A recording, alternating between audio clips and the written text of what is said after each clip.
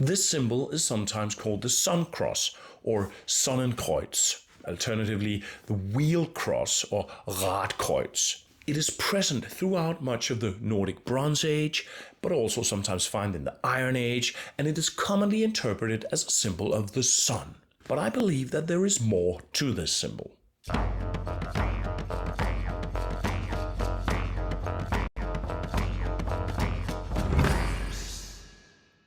Welcome to the Nordic Animism channel. My name is Rune Hjarnø.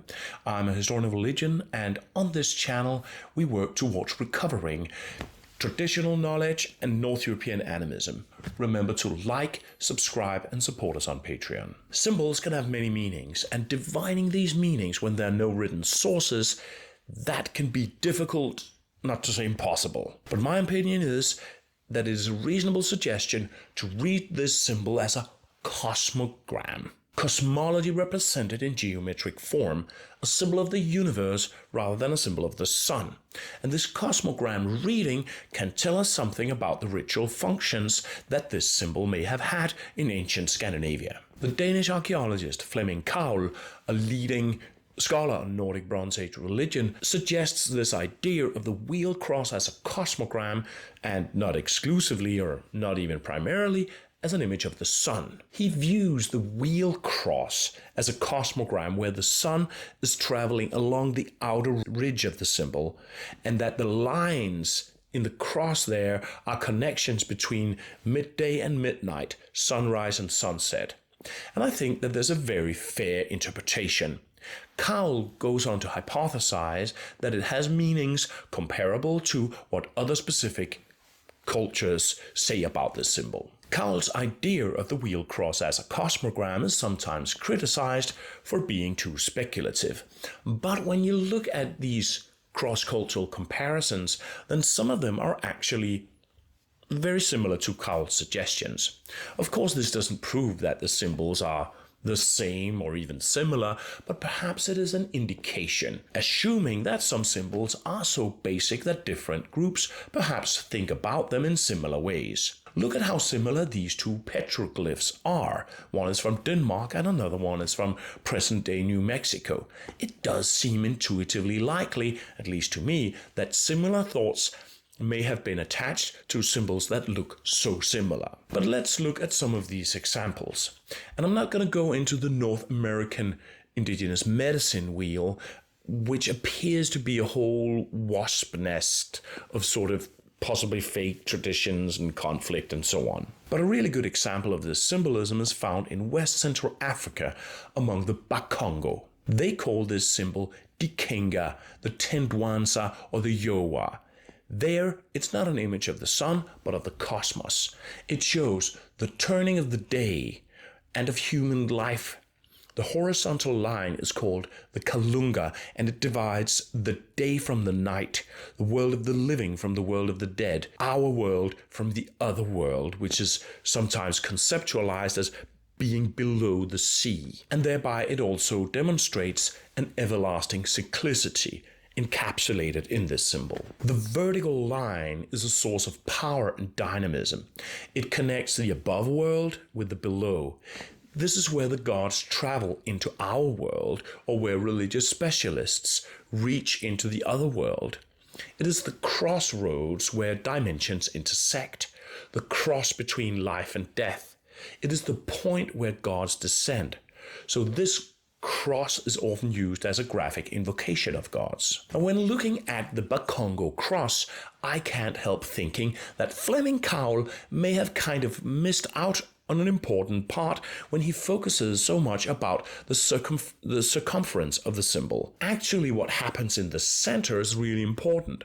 This is actually where the exchange between worlds occur. Placing yourself at that cross, at that point there, is a powerful ritual gesture among Bakongo and their American descendants, who still use this symbol to outline and invoke the meeting between our world and that of spirits in ritual settings. For example, in Haitian voodoo, there is a graphic invocation called a veve, a symbol of Legba, the trickster deity that opens the doors between worlds. And his symbol is this cross. The central pillar here is called the potomitan. So the loa, the voodoo gods, descend through this central pillar and arrive at the cross point to participate and possess participants in voodoo. In Scandinavia, you often find these symbols marked on the ground, like on rock sides. And I can't help thinking that they could have had a ritual functions, that rituals were perhaps performed on or around this symbol, perhaps not unlike how rituals are performed in a voodoo context.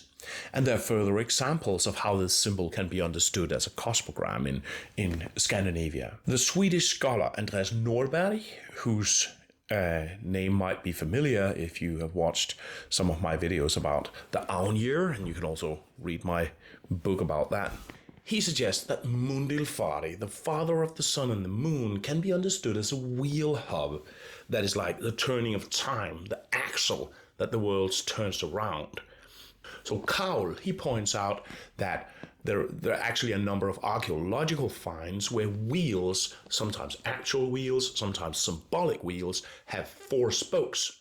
So the idea of a wheel turning around on an axis or axle may be somehow associated with these symbols with 4 spokes. To me, this axis mundi reading of this symbol makes a lot of sense. So in my contemporary dialogue, I see this in association with the historically somewhat later world tree Yggdrasil. In the pre-Christian Nordic religion, you find this documented in medieval manuscripts. The world conceptualized as this living, interconnected tree with 3 roots that reach into different worlds. Trees are, of course, very, very important in Scandinavian animism. You find metaphors of humans as trees. You find persistent culture of carrying branches in processions or placing them inside farmsteads and folds and fields and houses for protection and empowerment, or raising adorned poles. You see runes as metaphorically trees.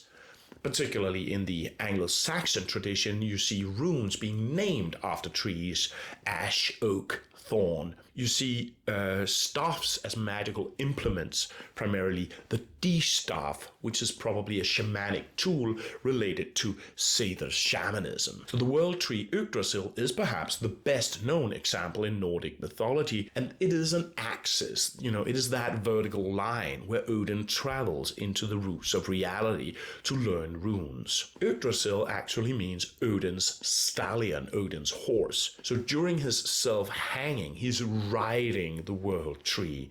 And again, we see this crossing point there, the crossroads of reality, the meeting of dimensions where gods and men converge into one single point. I talk more in depth about Yggdrasil as a part of animist cosmology in this video here. Yes, I hope you've enjoyed this brief but hopefully thought-provoking introduction to the wheel cross and what it could have meant and been used for in the past. And this is just a reminder that symbols continue to evolve, to take on different meanings. The Yggdrasil-inspired version of the symbol that we use here on the Nordic Animism channel, that draws on these historic examples to represent the attempt to re-engage rejected animist knowledge, encapsulating an interconnected web of wider bonds of kinship between humans and the ecosphere. But this is very much a contemporary idea. Nordic animism is not meant to be like representative of the Bronze Age belief. This is a contemporary dialoguing with these ancient symbols, contemporary suggestions for how to engage animist reality and heritage today. So thanks a lot for watching, and see you around.